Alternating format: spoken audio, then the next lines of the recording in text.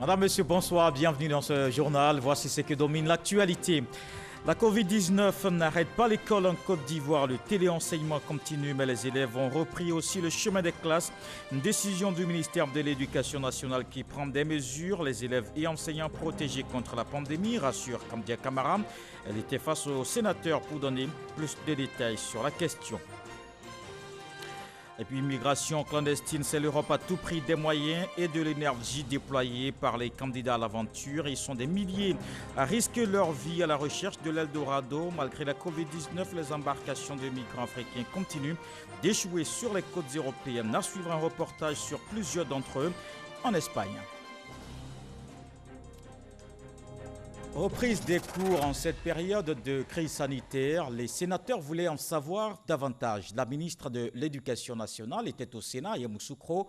Kandia Camara a expliqué les mesures prises pour ce retour des élèves à l'école. Elle a assuré que les dispositions sont prises pour la protection de tous les acteurs du système. Kader Sogodougou.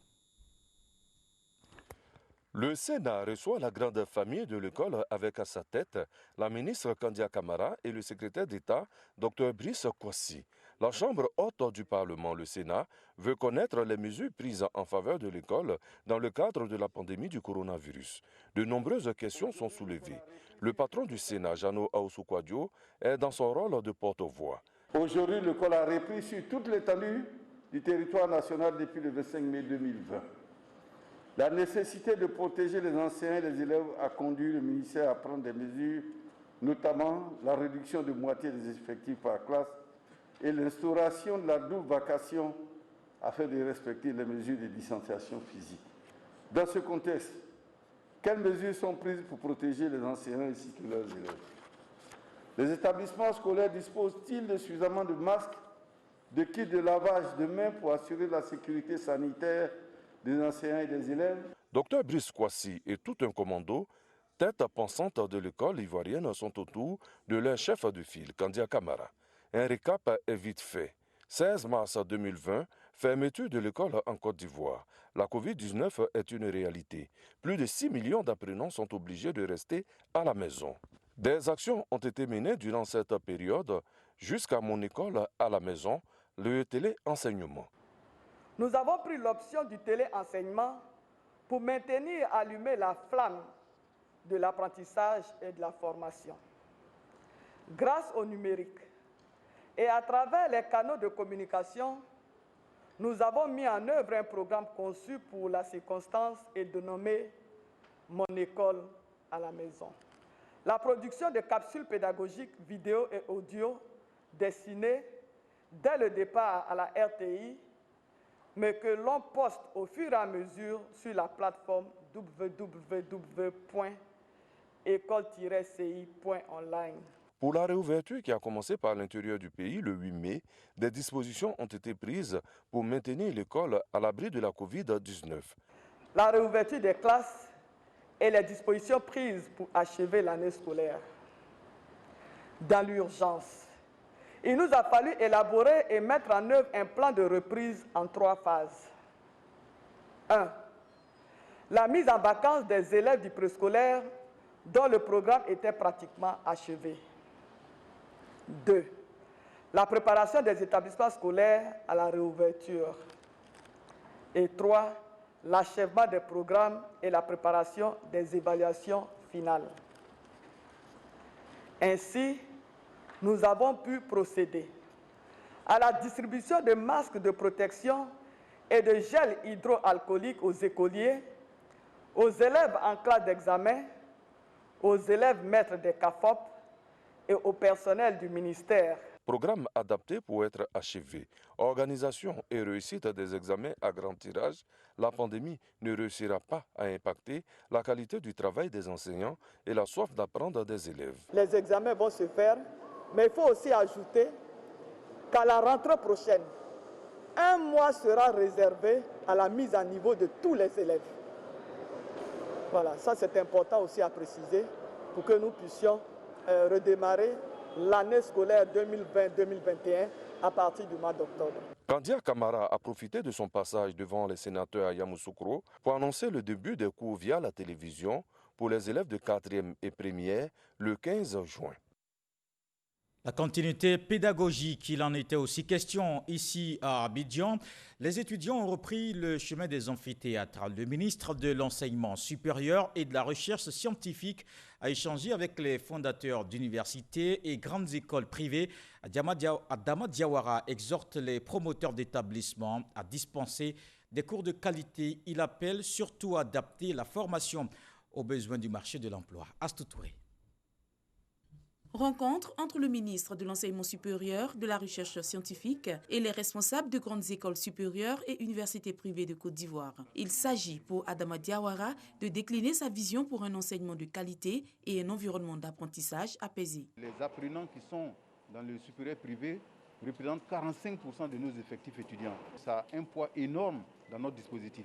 Nous nous sommes dit quand même un certain nombre de vérités, notamment sur la qualité de la formation et par ricochet, son impact sur le rendement externe du système, c'est-à-dire la possibilité pour les apprenants qui sortent du système d'enseignement supérieur privé d'être insérés dans le tissu économique. À cette première rencontre d'échange, le ministre de l'Enseignement supérieur et de la Recherche scientifique a insisté sur la nécessité de l'adéquation formation-emploi pour garantir des ressources humaines de qualité. Les maquettes pédagogiques, il faut regarder la façon dont on les élabore.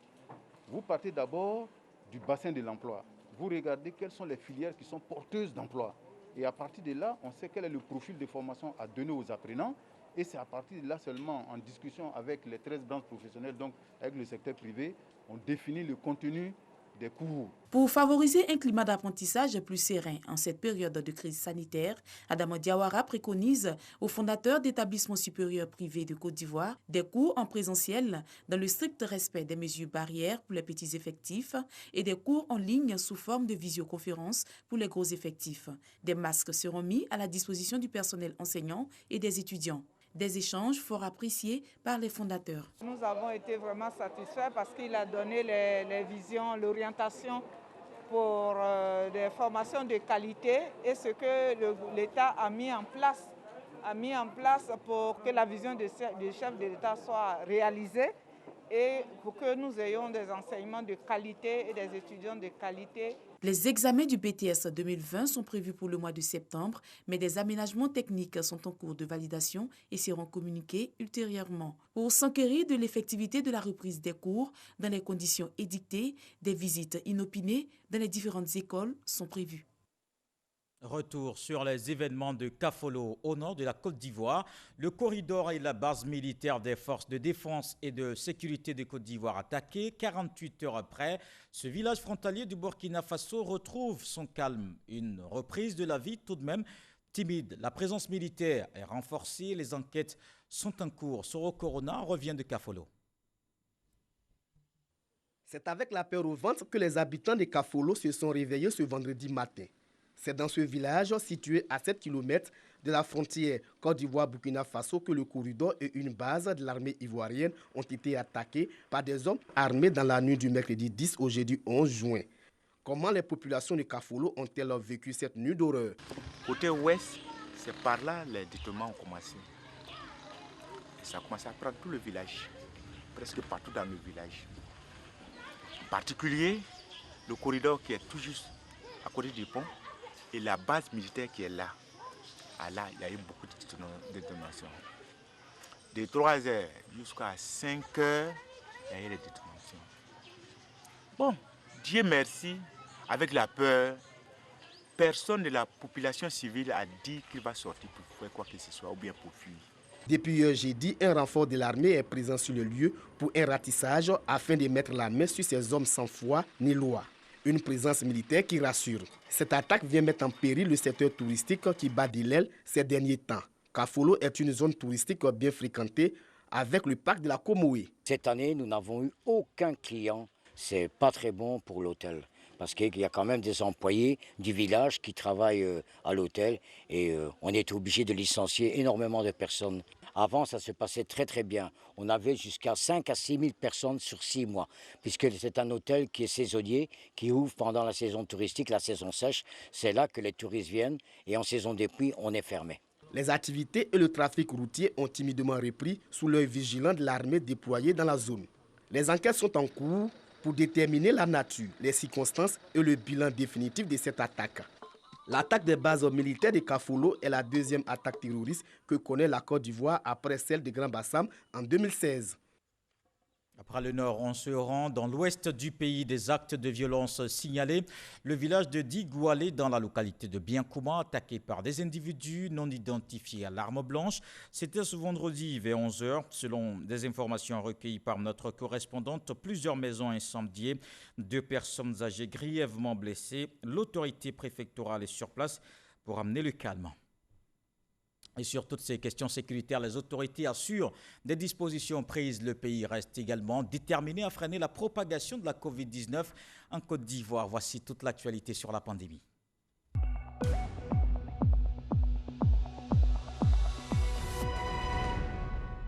La Côte d'Ivoire qui a enregistré ce vendredi 280 nouveaux cas. Le pays compte désormais 4 684 cas confirmés, 2263 guéris et 45 décès. Les autorités sanitaires ont fait le point. Elles appellent à rester vigilants et prudents. La Covid-19 n'est pas encore terminée. Le ministère de la Santé et de l'Hygiène publique a enregistré ce jour, vendredi 12 juin 2020, 280 nouveaux cas de Covid-19 sur 907 échantillons prélevés, soit 31% de cas positifs, 51 guéris et 4 décès. Nous avons déploré le 6 juin 2020 le décès d'un patient de 33 ans dans un tableau de choc septique. Le diagnostic Covid positif a été fait post-mortem. Ce jour, nous notons 2 autres décès au service de réanimation du CHU de Trècheville. Il s'agit d'un patient de 64 ans sans comorbidité apparente, d'une patiente de 29 ans cardiopathe. Le dernier décès a eu lieu dans une structure sanitaire privée. Un patient âgé de 62 ans, obèse, diabétique, cardiopathe et hypertendu. Le ministère de la Santé présente ses condoléances aux familles éplorées. À la date du 12 juin 2020, la Côte d'Ivoire compte donc 4 684 cas confirmés, dont 2263 personnes guéries, 45 décès et 2376 cas actifs. Le nombre total d'échantillons est de 35 179. Le ministre de la Santé et de l'Hygiène publique rappelle que la pandémie n'est pas terminée. Le virus est là et il circule dans notre pays. Nous pouvons tous être contaminés et contaminer nos proches vulnérables. Le ministre de la Santé et de l'Hygiène publique en appelle à la discipline et à la responsabilité de tous et de chacun. Si vous toussez, avez de la fièvre et des difficultés respiratoires, n'hésitez pas à vous rendre dans un des centres d'accueil et de dépistage Covid-19 ou appeler les numéros gratuits suivants, le 101, le 119, le 125 et le 143. Le ministre de la Santé et de l'Hygiène publique remercie et félicite tous les acteurs du système de santé pour leur engagement et leur dévouement dans la lutte contre la pandémie. On donne aussi quelques chiffres de la pandémie hors de la Côte d'Ivoire. Le Ghana compte 10 856 cas, 48 décès. Au Sénégal, c'est 4 851 cas, 56 décès, 1752 cas, 101 décès au Mali et puis au Togo, 524 cas, 13 décès dans le monde. Il y a 7 675 768 cas et 426 152 décès. Et comme on le voit, ce n'est pas encore la fin de la pandémie. En Côte d'Ivoire, le Conseil national de sécurité renforce d'ailleurs le dispositif de lutte contre la pandémie. Il faut une prise de conscience collective. Les autorités sanitaires appellent les populations à respecter les mesures afin de freiner la propagation de la maladie. Gabriel Zani. 223 nouveaux cas d'infection au coronavirus à la date du jeudi 11 juin sur près de 800 échantillons prélevés. La Covid-19 est en pleine progression dans le pays. Le Conseil national de sécurité, à l'issue de sa 6e réunion, a renforcé les mesures sécuritaires pour rompre la chaîne de transmission du virus. Le dispositif sanitaire s'est accru pour accueillir les populations dans les centres de dépistage. Le dispositif se renforce comme souligné par le CNS d'hier. Au moins 600 lits dans le Grand Abidjan, dont environ 98 lits de réanimation. 13 sites de dépistage de proximité ont été prévus, dont 11 opérationnels à ce jour et une cinquantaine d'équipes d'intervention rapide. À la date d'hier, on enregistrait 76 pensionnaires au Vitib, 93 à Ibis et 162 sujets contacts à l'INJS où il n'y a plus de voyageurs à ce jour. Concernant l'intérieur du pays qui n'est pas en reste de processus, au moins 10 sites de prise en charge intégrés avec le diagnostic et le traitement d'environ 388 lits, dont 290 d'hospitalisation et 98 de réanimation, sont en cours de réalisation à San Pedro, Man, Odiene, Daloa, Gagnoa, Boaké, Korogo, Aboasso, Abengourou et Bouna. Aujourd'hui, le combat des autorités se situe au niveau de la prise de conscience collective. Ils sont nombreux à négliger le coronavirus. Chaque Ivoirien qui sort de chez lui est pour réflexe son masque et que ce ne soit pas un objet à mettre en poche, que ce ne soit pas un objet qu'on met sous le menton. Le masque, on doit le porter tel qu'il est. Bien entendu, à chaque situation, c'est contrainte. Je suis convaincu que la majorité des Ivoiriens ont épousé cela parce qu'ils ont envie de vivre, ils ont envie de prospérer, ils ont envie de voir leur pays prospérer et sortir rapidement de cela. L'Ivoirien, le bon, c'est celui qui aime s'amuser, c'est celui qui aime le show. Aujourd'hui, tout ça s'est arrêté. Mais si, pour qu'on passe ce cap-là, il nous faut porter le masque, chers frères et sœurs, quelle est la difficulté? Portons ce masque-là, et puis à échéance, on va sortir de là. Les patrouilles de surveillance du port obligatoire de masques circulent par jour. Des centaines de personnes sont refoulées aux frontières, pourtant fermées jusqu'au 30 juin.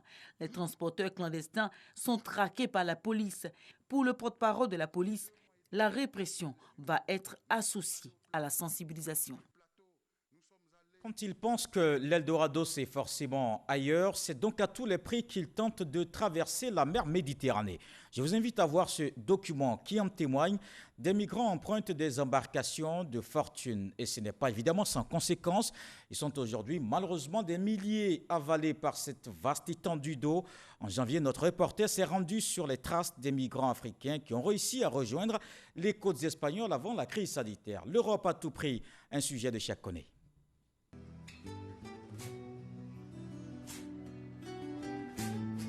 C'est avec les yeux hagards et remplis de mélancolie que Boubacar Salam fixe le balai mortel des vagues de l'Atlantique.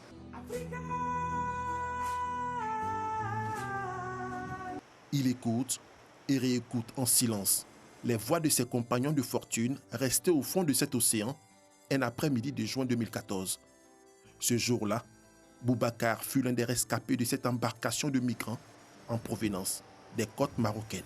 Je ne peux pas conseiller même mon propre ennemi pour qu'il prenne la même route là. C'est pas évident en fait, c'est très dangereux en fait. Ce jeune homme âgé de 25 ans originaire du Burkina Faso a eu beaucoup de chance en dépit d'énormes difficultés. Il a réussi, contrairement à plusieurs autres, son intégration en Espagne. Il est aujourd'hui chef cuisinier et youtubeur à ses temps perdus. Ce matin du 28 janvier 2020, Boubacar est l'invité d'une organisation des droits des migrants installée à Melilla. Il est coopté pour la réalisation d'un long métrage sur l'immigration illégale. Ainsi, pour la première fois depuis 6 ans, l'ex-migrant traverse à nouveau l'Atlantique, mais cette fois à bord d'un ferry. Vous voyez, malgré que je suis dans les grands bateaux, j'ai peur en fait, j'ai peur. Imagine les gens qui prennent le petit bateau. Direction Melilla, une enclave autonome espagnole située sur la côte nord de l'Afrique, par ailleurs première porte d'entrée par excellence de l'immigration illégale en Europe. Ces dernières années, l'Espagne a été particulièrement éprouvée par les flux migratoires. En 2018, un peu plus de 21 000 migrants sont arrivés en Espagne par les villes de Ceuta et Melilla. Près du tiers a escaladé la barrière de la honte. Cette frontière grillagée sous haute surveillance militaire qui sépare l'enclave espagnole de Melilla du Maroc. Longue de 12 km et haute de plus de 7 mètres, cette triple barrière est séparée chacune de 13 mètres de fosse. Ces 3 barrières ont des lames et des fils barbelés sur toute leur façade. Il existe également une sorte de gaz asphyxiant contenu dans des tuyaux au-dessus de la grille. Mais à ma connaissance, ce gaz n'a pas encore été utilisé. Toutefois, les gardes des 2 côtés des barrières utilisent beaucoup de violence pour stopper les migrants dans leurs tentatives. Il arrive parfois que certains migrants aient des jambes ou des bras coupés ou fracturés. Des mesures de dissuasion et des abus qui n'enlèvent en rien la détermination des candidats à l'immigration. Cependant, le système d'accueil des migrants à Melilla et dans le reste de l'Espagne est mis à rude contribution et dépassé parfois par la forte demande. À notre arrivée le 29 janvier 2020 dans ce centre, une grève de la faim est déclenchée pour dénoncer les conditions de détention et la lenteur dans l'établissement de leur laisser-passer. On est en grève, on ne mange pas au resto, tu vois, on ne va pas sortir d'ici jusqu'en mort ici. Parce qu'ils n'ont pas le droit de nous garder ici. 2 Ivoiriens repérés sur les lieux nous expliquent leur aventure. Vraiment ici, on vit mal. On ne nous respecte pas. On n'a pas nos droits ici. On n'a pas droit à la parole. Autant ici, je vois que ce n'est pas ce que j'aurais demandé au bon Dieu. Pour arriver à leur fin, ces 2 Ivoiriens ont déboursé chacun la somme de 3 000 €, environ 2 millions de francs CFA. Dans le principe, lors de l'escalade de la barrière, s'ils sont interceptés par la Guardia Civile, entendez la police espagnole, ces migrants sont gardés dans ce centre d'accueil où ils devront attendre entre 3 et 6 mois un hypothétique laissez-passer. Ce fameux sésame leur permettra d'entrer à proprement dit sur le territoire espagnol, précisément à Madrid, où des organisations cette fois d'encadrement et d'insertion vont les recueillir.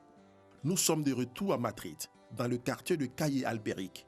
Ici, nous avons rendez-vous avec Étienne Assi, président d'une ONG d'encadrement, Africa Feliz. Les organisations qui les reçoivent là-bas nous appellent pour les chercher, pour leur trouver où dormir, où manger dans les premiers jours qu'ils arrivent. Et après, on leur facilite des zones où ils peuvent aller suivre une formation, où ils peuvent apprendre la langue. Généralement, les enfants, directement, on leur donne des papiers. Et à l'enfant et aux mamans. Il y en a qui viennent même, qui accouchent pendant la traversée. C'est vraiment dur. Étienne Assi est ivoirien. Il exerce dans l'encadrement des migrants depuis près d'une vingtaine d'années. Il se bat au quotidien pour leur insertion. Nombreux sont les jeunes migrants comme Hassan Koné qui ont bénéficié des services de la structure d'encadrement d'Étienne, qui fait partie de la dizaine de structures implantées à Madrid. Arrivé depuis décembre 2019, son rêve est de devenir footballeur. Ce soir, il effectue son premier test de recrutement avec le club Levante de la Liga espagnole. Si le test est concluant, Hassan percevra l'équivalent de 650 000 francs CFA par mois comme salaire, un appartement et un boulot à mi-temps dans une des entreprises partenaires du club. Une offre d'insertion alléchante pour ces jeunes migrants, pour la plupart étrangers, dans des centres de détention dès leur arrivée. Joseph Kwame, arrivé en Espagne en 2017, a également bénéficié de cette assistance. Aujourd'hui, les difficultés derrière lui, Joseph se rappelle tristement quelquefois des conditions dramatiques de sa traversée. Quand tu touches l'eau, tu es rentré, tu n'es pas rentré, ton argent diminue. C'est ça le problème. Si tu as payé, parce que quand tu touches l'eau, si tu touches l'eau, tu n'es pas rentré, ça fait 300 €. On en est 300 € dans ton argent. Il a essayé plus de 16 fois tentation. La 17e fois, je suis rentré. Si jusque-là, la traversée des migrants et leur insertion économique a connu diverses fortunes, force est de reconnaître que la maladie à coronavirus les a accentuées. Déjà, même avant l'arrivée de la crise sanitaire, l'Espagne avait déjà commencé un protocole que quand les migrants arrivent sur ces territoires, ce que l'Espagne fait, c'est que l'Espagne les remet encore au Maroc. Et ça, c'est une violation comme ça des droits humains. Frontières terrestres et maritimes fermées, les subventions allouées aux centres d'encadrement revues à la baisse, les centres d'accueil pleins à craquer. En gros, les migrants sont livrés à eux. Et à l'arrivée en Europe, notamment en Espagne où je vis, on voit que les migrants, même dans les centres d'accueil, ils vivent un double confinement. Tous ceux qui étaient déjà là, qui étaient dans les centres d'accueil, repartis ça et là dans les différentes villes d'Espagne, étaient laissés pour compte parce que nous, on ne pouvait pas les assister. Malgré ces conditions exécrables, 82 embarcations, soit 1200 immigrés, ont accosté au large des côtes espagnoles durant les 2 mois de confinement en Europe. La bonne nouvelle est que le gouvernement espagnol a autorisé ceux qui étaient déjà là en situation irrégulière à aller travailler au secours des agriculteurs en période de cueillette. Il y avait un besoin de 60 000 personnes. Tous ceux qui sont allés à l'agriculture bénéficient aujourd'hui d'une carte de séjour de 2 ans. Comme on le voit, la crise sanitaire du coronavirus a rendu possible ce qui était impensable il y a environ 3 mois. Elle a l'avantage de lever un coin de voile sur la perception de l'immigration, longtemps considérée comme une menace, et pourtant. L'Europe à tout prix, même au risque de sa vie, un dossier réalisé par Cheikh Koné. Des poteaux électriques, des compteurs pour les populations, le courant passe à Diaoui-Koubé. C'est un quartier de la commune de Port-Boué. Le gouvernement veut améliorer les conditions de vie des populations. Le ministère de l'Énergie lance les travaux d'extension du réseau électrique. Aboudraman Sissé rassure, le programme électricité pour tous sera renforcé. Le reportage de Francis Boifo. Mise sous tension et lancement des travaux d'extension du réseau électrique d'Adjaoui-Koubé dans la commune de Port-Boué. Ces travaux vont s'achever à la fin du mois d'août prochain.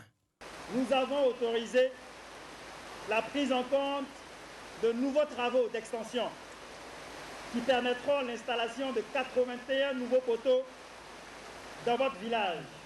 J'ai initié au nom du gouvernement des travaux de renforcement du réseau existant sur 5 km et réparer une centaine de lampadaires pour un montant d'environ 75 millions de francs CFA. 950 compteurs ont été donnés gratuitement à ces populations et ça va se poursuivre dans tous les 6 quartiers du village d'Adjaoui-Koubé. Ma joie est grande et illimitée. Nous voyons que le gouvernement travaille pour le bien-être des populations de Côte d'Ivoire.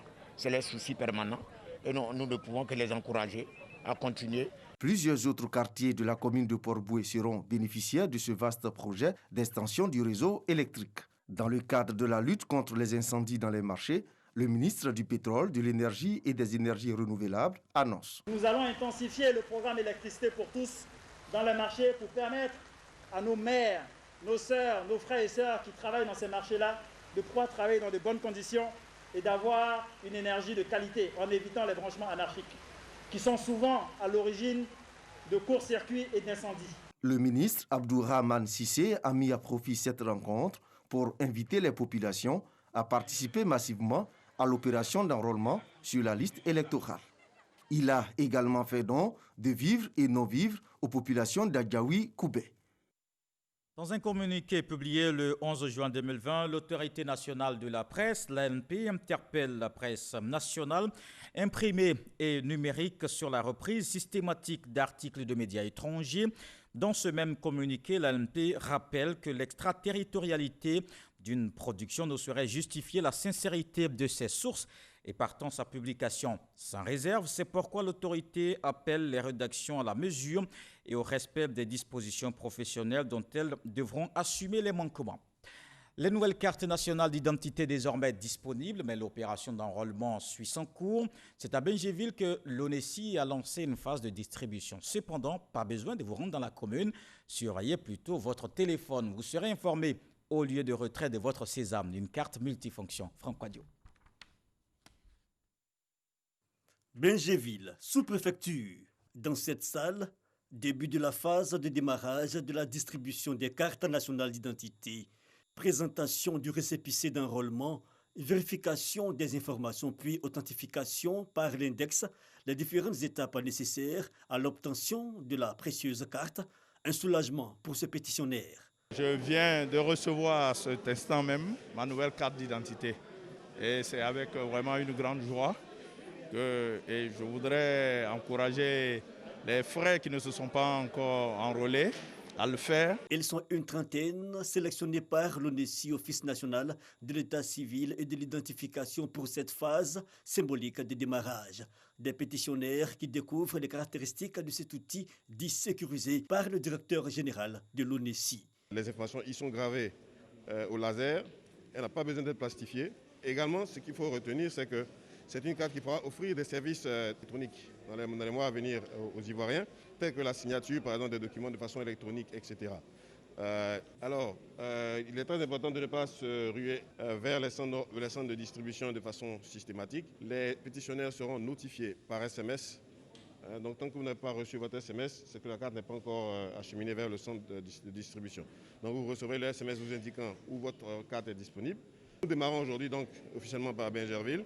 Nous étendre la semaine prochaine surtout à Abidjan et nous poursuivons à l'intérieur du pays la semaine qui suit. La nouvelle carte d'identité, un document administratif qui s'inscrit dans la pérennité. C'est la première carte sur laquelle va figurer le numéro unique d'identification qui donc sera assigné à chaque Ivoirien. Donc chaque Ivoirien aura son numéro unique d'identification qui se retrouvera à terme sur tous les autres actes administratifs. Les nouveaux majeurs, comme ceux venus pour le renouvellement, expriment leur satisfaction. Ma carte d'identité, je ne voyais plus la photo, donc j'étais obligé de la renouveler. Donc dans ce sens, je suis venu faire le renouvellement et aujourd'hui j'ai obtenu ma carte d'identité et je suis très heureux. La nouvelle carte nationale d'identité, désormais disponible certes, mais l'opération d'enrôlement suit son cours. L'ONESI invite les populations à ne pas négliger cette opération dont la phase dite généralisée a débuté le 17 février dernier. Voilà qui met un terme à ce journal. Merci de l'avoir suivi. Je vous retrouve demain avec beaucoup de plaisir. Prenez soin de vous. La Covid-19 n'est pas encore terminée. Bonsoir.